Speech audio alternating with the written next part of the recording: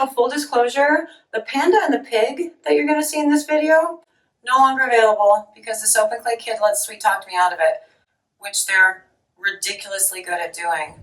But you know, I'm also a sucker for them. But before we get into what we are making today, hi, I'm Mrs. Soap and Clay. Let's make stuff.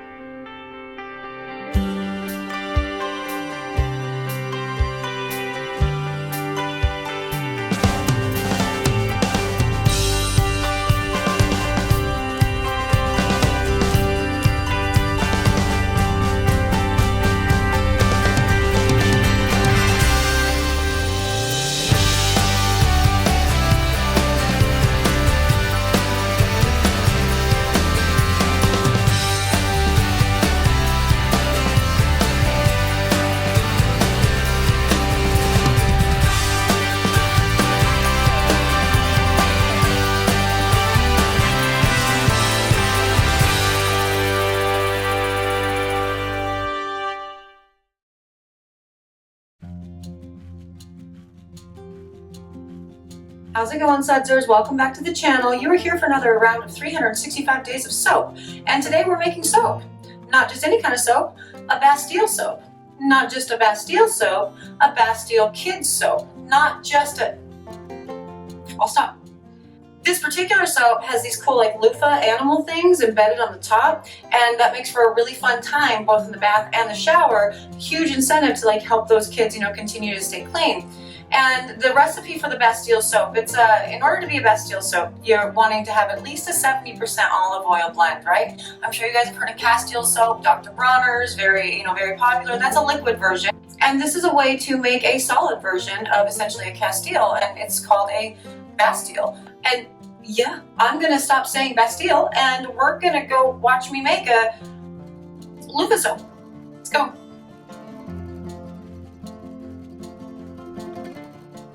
So today we are making a Bastille soap.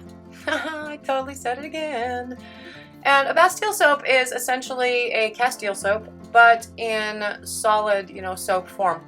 The biggest benefit of a Castile soap, and therefore, by extension, a Bastille soap, is going to be that it yields a very mild bar, right? Because you are working with primarily olive oil in either version, be it the liquid or the solid. And olive oil is it's a very gentle cleanse, and that's great. Unfortunately, olive oil doesn't really bubble very well, and I don't like that. And so this particular recipe, it is 70% olive oil, so you get that really nice, gentle, mild bar. But then you also have coconut oil and a little bit of grapeseed oil in this guy to really create a good bubble, while still retaining, the mild cleansing that you get from the olive oil. Now, in order to also kind of up the bubble of this soap, I do include sugar in my water, in my lye water, to really increase the lather properties as well. And the little cup there on the left, that has the kaolin clay. It has this particular scent blend. It is an oat milk and honey, and it also has colloidal oatmeal in it. So yeah, all around, this bar is completely, designed for young skin, and we're talking skin with any number of potential sensitivities, right? Because you kind of don't know with kiddos that you're learning about this allergy or this irritant or whatever literally as they grow, and it can be kind of a scary thing. So everything that we put into our kid soaps, we want to keep it as skin loving and as moisturizing and gently cleansing as possible. And this is where we came up with this Bastille recipe. Now, a Bastille soap, or anything that contains a high amount of liquid oils in general, really, it takes a long time to trace. And because this is 70% olive oil, right, it takes a very long time to trace, and it also takes a pretty decent amount of time to cure. So for these guys, they definitely go in the oven for C-pop, and I try to get them exposed to air as quickly as possible so they can firm up, faster. Because a Bastille soap can take, up to 6 weeks to cure in most circumstances. And you see how fluid that batter still is? And I sped everything up, but I've been mixing this for probably 4 minutes at this point, And it's a long mix just to get it to, you know, a nice pourable consistency and make sure we've hit emulsification. But we are there, we are ready to go, and you know, now let's pour the things.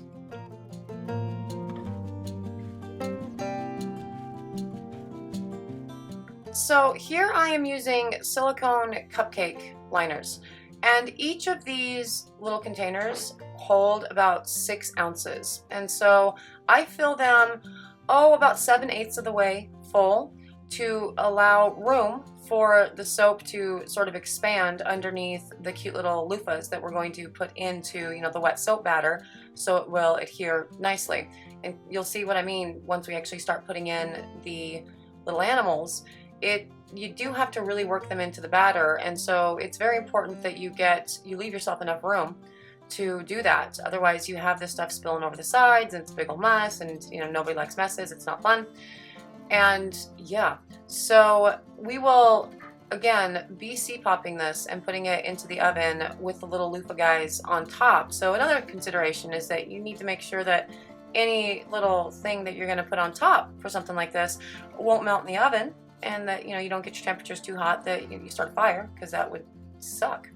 But yeah, look at that guy. You got the cool scrubby going on, the little body poof, and it has a cute little duck on there. So it's like body poof plus washcloth with the little head of the duck, and oh, it's so cute. It's adorable. I love that. Is that a duck or is that a chick? Does it matter? It's probably a chick. Whatever. But yeah, no, the Bastille soaps, these are, as I said, they are designed to be really, really good for sensitive skin.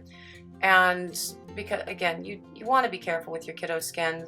My 2 daughters, I actually have 2 kidlets, and they both have wildly different skin. My older daughter has skin that is a lot like dad's and nothing impacts it at all. And my younger daughter has skin that is like mine, and everything impacts it. And it's actually interesting, you know, seeing what different things, you know, do to them. Like my youngest, for example, anytime she eats ranch dressing, she gets this crazy rash around her mouth. It's the wildest thing ever. So, you know, we try to figure out, well, what's in the ranch that's making that happen? And yeah, you know, I mean, she might outgrow that. That might be a thing. But for now, poor kid doesn't get ranch. And yeah, so I want to make bath time fun for the kids that have sensitive skin issues, but, you know, can't have like the really garishly colored, you know, bath bombs and all that stuff. So I keep my kids line nice and safe, but still upping the fun.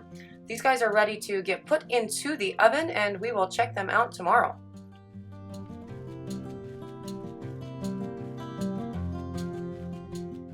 Okay, so it is day 2, and it is ready to, we are ready to unmold these guys. And look at that. Look at the little panda bear. Isn't he so cute?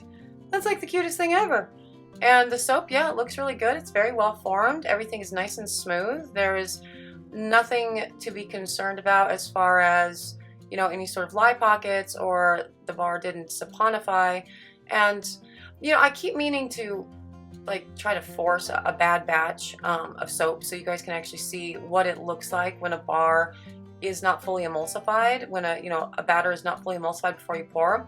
You can tell, you know, the next day in the end result in the bar. The bar itself, it's very fragile. It will crumble very easily.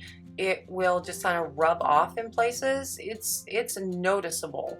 And I haven't accidentally done one, and I can't really bring myself to intentionally throw a soap batch to that extreme.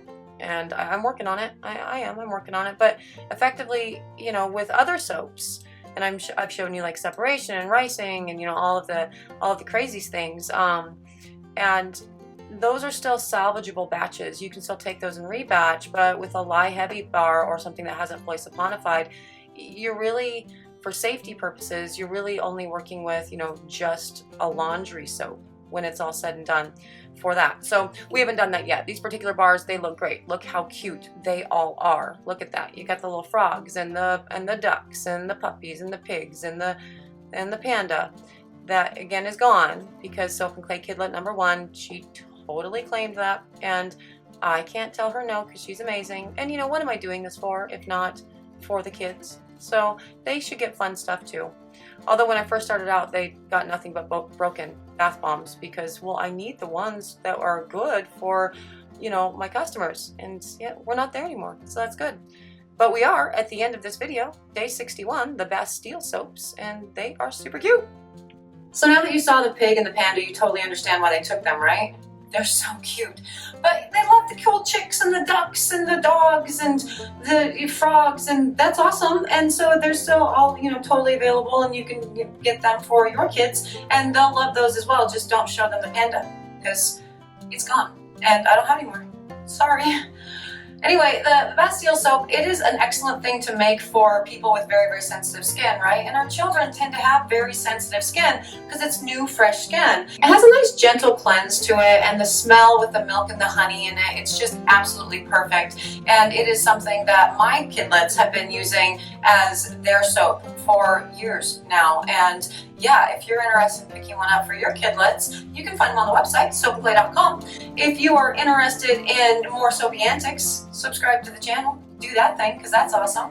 And if you're interested in following me on social media, you can do that too. Twitter and Instagram, handle Soap and Clay, and Facebook is I Don't Even Use Soap. And that is it for us today. So thanks so much for hanging out for another round, and I'll see you guys tomorrow. Bye.